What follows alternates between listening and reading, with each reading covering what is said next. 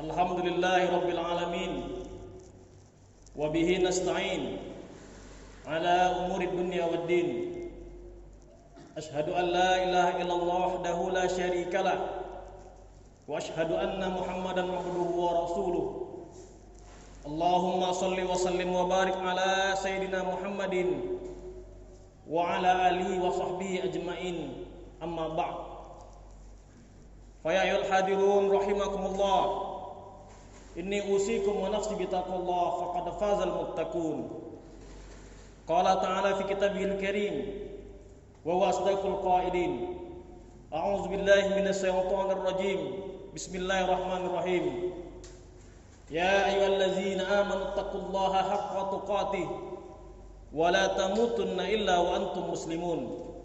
Wa fi ayatin ukhra ya ayyuhallazina amanu taqullaha wa qulu qawlan sadida yuslih lakum a'malakum wa yaghfir lakum dzunubakum wa may yuti'illaha wa rasulahu faqad faza fawzan 'azima.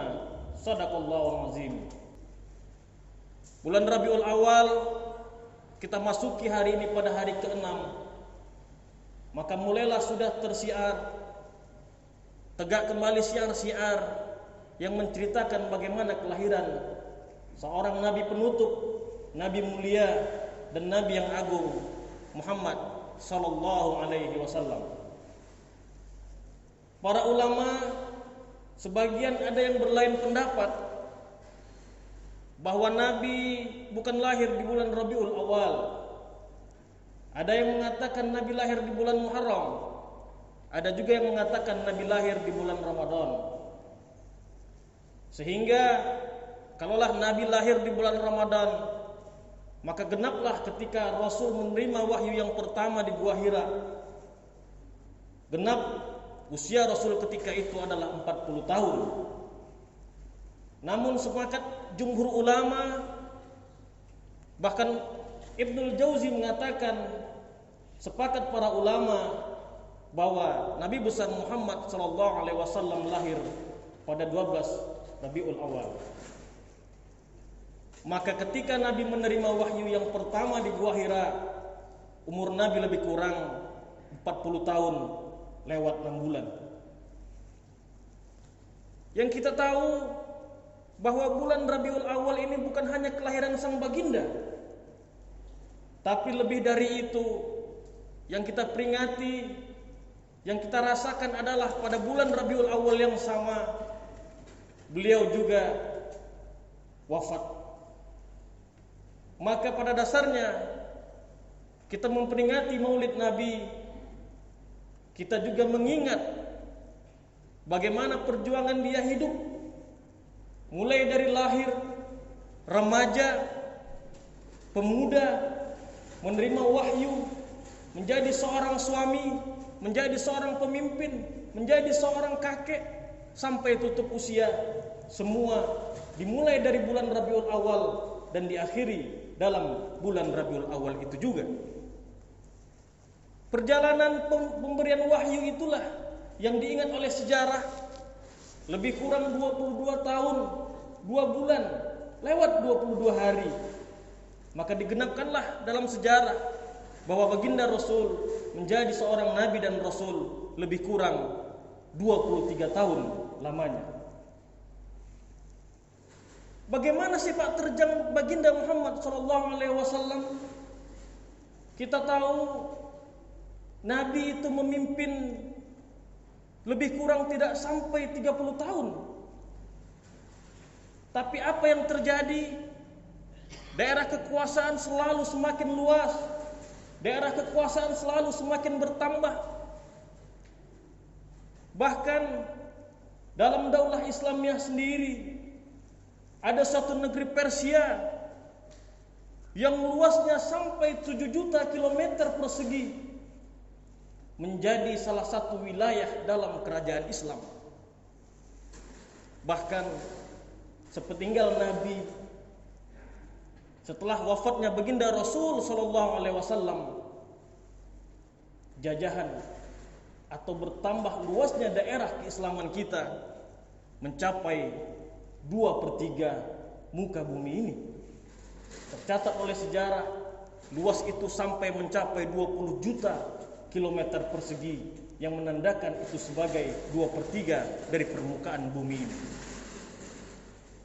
Untuk sekedar perbandingan, bagaimana luasnya 20 juta kilometer persegi itu? Indonesia kita ini yang tercinta, yang memiliki 17.000 pulau, tercatat oleh Badan Pusat Statistik, kita hanya memiliki luas lebih kurang 1,9 juta kilometer persegi. Singapura yang kita anggap demikian kecil, tidak sampai 1000 kilometer persegi, hanya sekitar 750-an kilometer persegi. Namun daerah kekuasaan Islam tercatat oleh sejarah, terbilang oleh dunia, sampai 2/3 permukaan bumi yang luasnya mencapai 20 juta kilometer persegi. Hari ini sudah mulai kita mengutak-atik, sudah mulai kita mempermasalahkan permasalahan bagaimana kita memperingati Maulid Nabi. Ada orang yang mengatakan Maulid Nabi bid'ah, ada yang mengatakan Maulid Nabi boleh. Mana yang benar? Kita kembali melihat prinsip dan definisinya. Yang dikatakan bid'ah itu adalah apabila ada ibadah yang ditambah-tambah. Karena pada dasarnya ibadah itu usul fikihnya adalah, hukum asalnya adalah dilarang kecuali ada dalil yang mewajibkannya. Sedangkan sebaliknya, muamalah atau kegiatan-kegiatan yang baik, hukum asalnya adalah boleh selagi tidak ada dalil yang melarangnya. Hari ini mungkin ada Maulid Nabi yang dianggap bid'ah. Mungkin wajar, apa sebab? Karena sebab dalam penyelenggaraan Maulid itu ada ritual-ritual yang sepertinya seolah-olah sudah meniru bagaimana kejahilian di zaman dahulu. Bahkan ada yang mengatakan nanti pimpinan tarikatnya di akhir puncak acara akan bertemu dengan ruh baginda Rasul. Maka mungkin ini patut kita katakan bid'ah. Namun andai Maulid itu hanyalah mendengarkan ceramah dari sang ustadz, mendengarkan bagaimana berapa putra baginda Rasul, bagaimana kehidupan sehari-harinya, bagaimana kehidupannya dari mulai bangun tidur sampai tidur kembali, kemudian di spanduk ditulis memperingati kelahiran baginda Rasul, apakah ini merupakan suatu rangkaian ritual ibadah? Tentu bukan.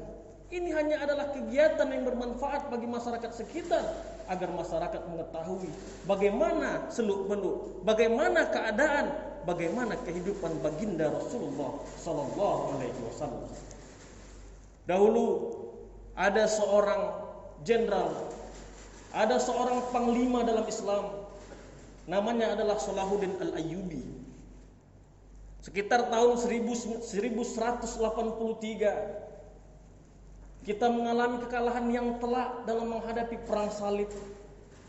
Kita tidak sanggup mengambil alih Palestina dari tangan para orang-orang kafir.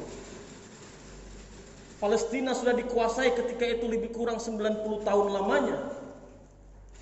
Maka salah satu strategi Salahuddin Al-Ayyubi adalah dengan menyelenggarakan Maulidur Rasul, memperingati kelahiran Nabi.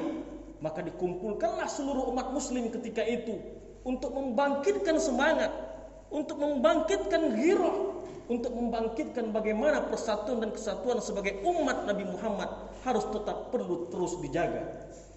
Maka akhirnya pada tahun 1187 Salahuddin Al-Ayyubi dengan pasukannya sanggup dan bisa kembali mampu merebut Palestina dari tangan orang-orang kafir.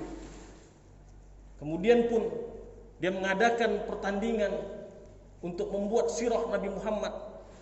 Maka dimenangkanlah oleh seorang yang bernama Imam Al-Barzanji.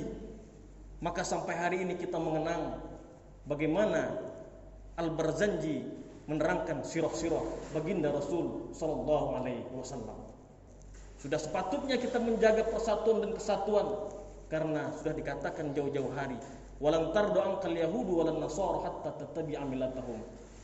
Kita tidak akan pernah diridhoi oleh orang-orang kafir, karena hari ini negara muslim terbesar yang tersisa dari 60 negara muslim adalah Indonesia. maka tidak salah kalau menjadikan sasaran Indonesia untuk dipecah-pecah umat muslimnya. Semoga bermanfaat. Fa'tabiru ya ulil absar la'allakum tuflihun.